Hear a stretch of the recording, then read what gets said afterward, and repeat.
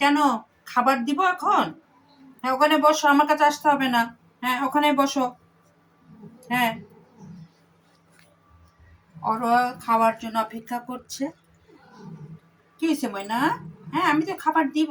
আর টাইসনই দেখুন অপেক্ষা করছে। সকালবেলা আমার রান্নাঘরটা একটু এলোমেলো থাকে, কিন্তু কিছু করার থাকে না। কারণ বাচ্চাগুলো এইভাবে যখন দাঁড়িয়ে থাকে, লাইন ধরে থাকে, তখন আমি আর উপায় না পেয়ে ওদের খাবার দিয়ে দিই। এই দেখুন ৩ জন একই ফ্রেমে।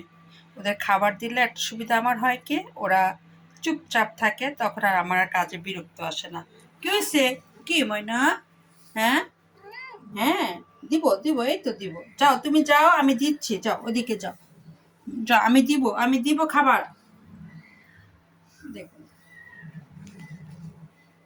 হ্যান্ডসাম, অরোরা, একটু যাও বাইরে, আমি খাবার দিব। এই যে, কেউ নড়বে না যতক্ষণ পর্যন্ত আমি খাবারের বাটিটা না নিয়ে যাই। অপেক্ষায় থাকে এরকম যে মা কখন খাবার রেডি করে হলো বাইর হবে, আর আমরা পিস পিস দৌড়াবো। এই দেখুন ৩ জনের অবস্থা দেখুন একই ফ্রেমে।